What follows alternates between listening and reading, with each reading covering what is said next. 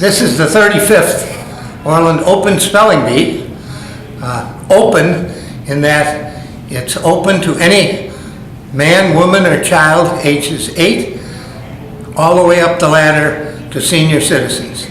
A 77-year-old won it 10 years ago. A 13-year-old has won it. It's open to spellers from anywhere. We'll have spellers from at least 20 different villages and towns in the suburbs. Village trustees serve as the judges. Presbyterian Church hosts it 4 years in a row, and then every 5th year we have the 35th at the Civic Center, and the village hosts it. Contest goes about 500 words, starts with 8 to 10-year-olds, then other elementary school, high schools join, adults join, former winners join.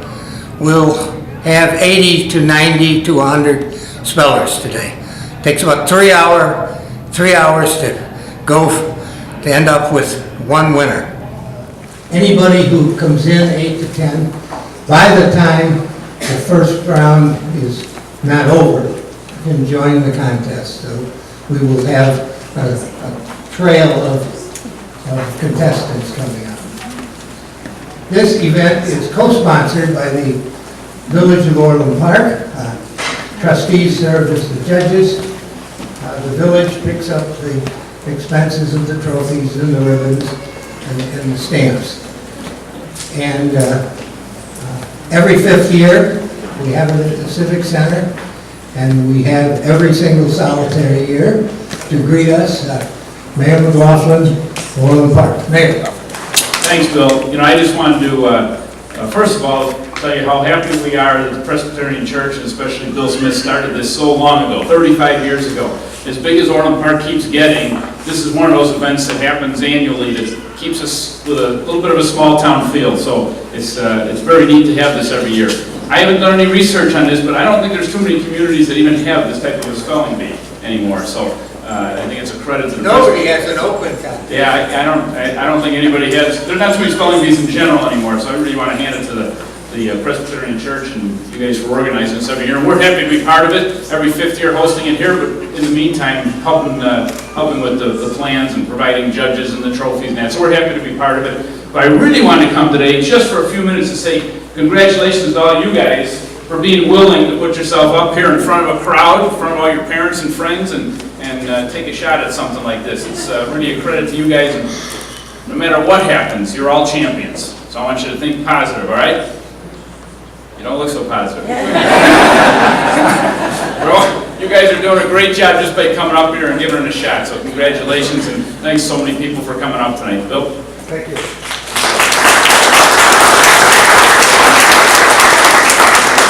To give us an opening welcome, Scott Essler, the pastor of the Presbyterian Church.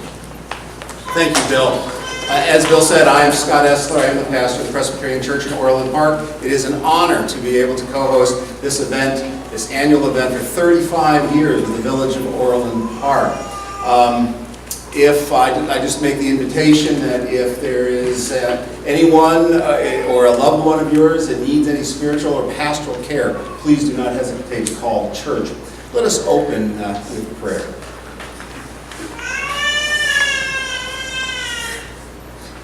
Most loving God, in whose kingdom the lamb and lion lie down together, grant that the nations around the world desire peace and insightful wisdom and tolerance. We pray for elected leaders around the world and are quite grateful for the positive leadership of the elected officials of the village of Orland Park. We ask your blessing upon this 35th annual Orland Open Spelling Bee, which promotes education and fair competition and intergenerational activity. And we ask that you be with us in this event as we experience, either for ourselves or through others, the joy of winning and the honor of competing. Amen. Some quick invitations. The 3 judges, the head judge is Ed Schisler, trustee. Ed served as a judge 34 years ago in the first. He was a member of the 135 school board. The clerk of Orland Park, John Milik, John, and a member of our church, Larry Nadine. We will have a trustee Guerra will be joining us, I believe, later to take your place, but 3 judges. I would also like to introduce the people who do more work than I do. I begin the event and I end the event, but the next 2 hours is because of a number of people who make it work. The 2 gals that have done the lists for many years and who have run the contests, Amy Goebel and Margaret Burnett.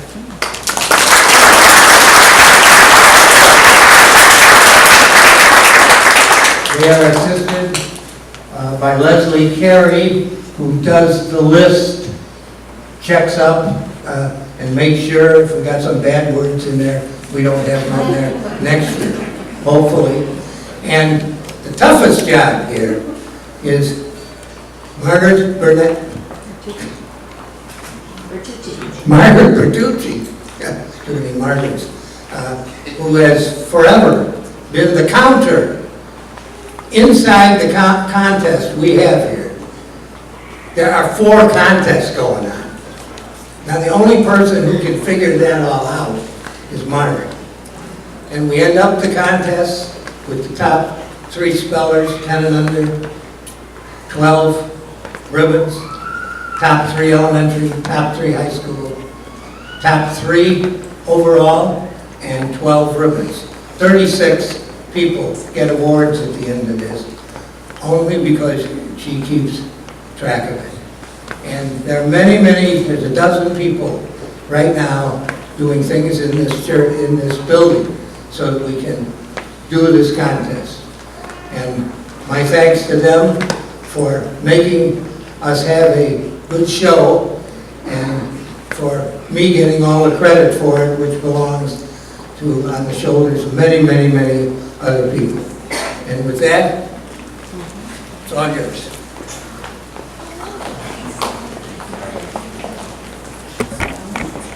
I'm going to give the rules so that everyone knows what game we're playing, and we're all playing the very same game. The first rule is that there's no free round, there's no second chance. So a word will be given, it's going to be used in a sentence, and it will be given again. The word must be spelled in the way that it's used in the sentence. And what that means for you kids is that if the sentence is, I have a red dress, you can't spell it R-E-A-D, right? You'd have to spell it R-E-D. Even though they're pronounced the same way, you have to spell it with the word the way it's used in the sentence. We encourage the spellers to say the word before you start spelling. You don't have to do that. But if you say the word first, then we know for sure that you're spelling the word that you were given. You can ask the caller to repeat the word. If he says the word and you think, I don't know what he's saying, you can say, tell me that again, or say the sentence again. If you don't know what the word means, you can say, I don't know what that word means. He's not going to give you a different word, but he'll tell you what the word means. You're spelling to the judges, and that's the people right here at this front desk. And they are the ones who make the decision whether it's right or wrong. Try to remember to spell slowly and clearly, because your mouths are younger than their ears, and they want to be able to keep up with what you're saying. Once you've started spelling a word, that's the way you're spelling it. You can't start spelling and then say, oh, wait, I meant to say an E instead of an A. Once you've said the letter, you've said it. And if the word is wrong, there's no way to change it. You have about 30 seconds to spell the word, and what you're going to find is some of these words are so easy, you'll just say them without any difficulty. If it's a harder word, though, just remember, you can't take all afternoon to spell it. The judges will tell you if it's right or wrong. They'll tell you by saying that's right, or else they'll ring their little bell, and you'll know that it's wrong. Each contestant is given a different word to spell.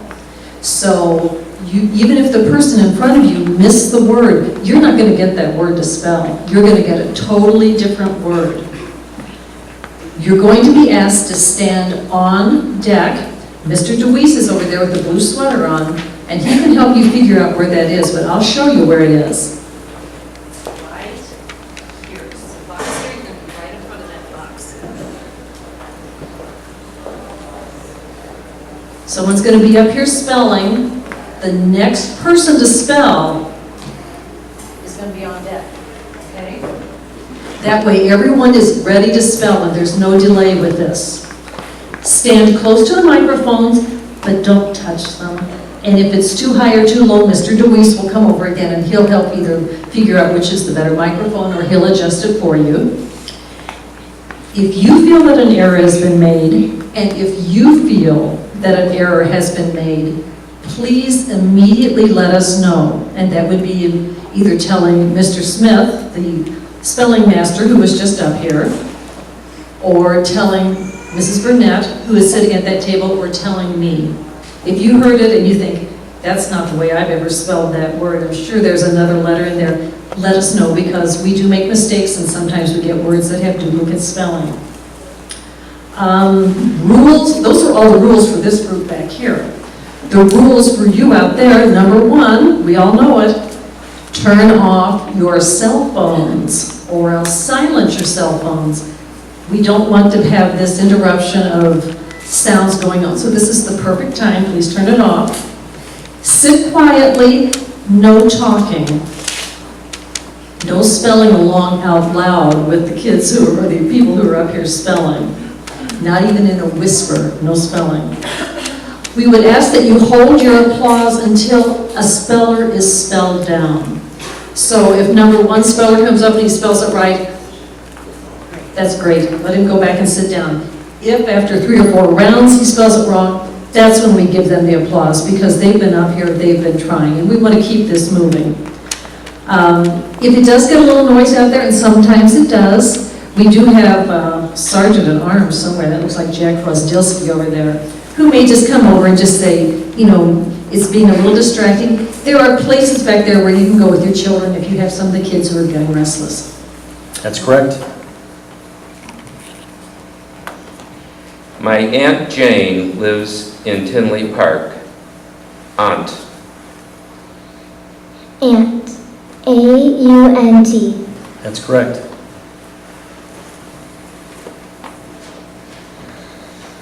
Window. I helped my dad wash the living room window. Window. Window. W-I-N-D-O-W.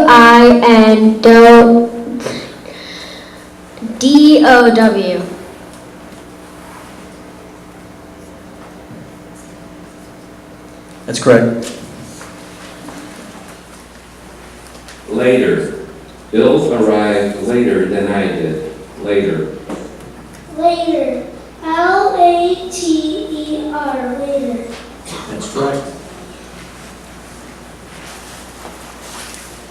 Church. Our family attends church on Sunday. Church. Church. C-H-U-R-C-H. Tooth. Tooth. T-H-O-O-T-H. I'm sorry, that's incorrect. Cherry. C-H-E-E-R-Y. Cherry. I'm sorry, that's incorrect.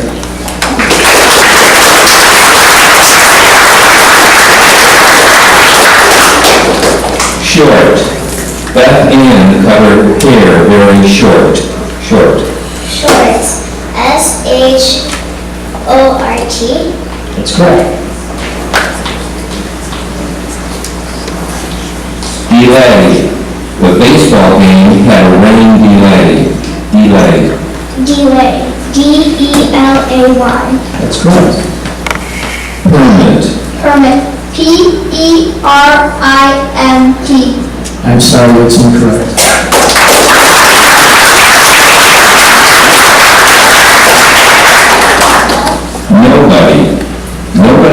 seen a volcano erupt? Nobody. Nobody. Nobody. That's correct. Garbage. Garbage. That is correct. Mirror. Shannon dropped a mirror and it broke. Mirror. Mirror. Mirror. That is correct.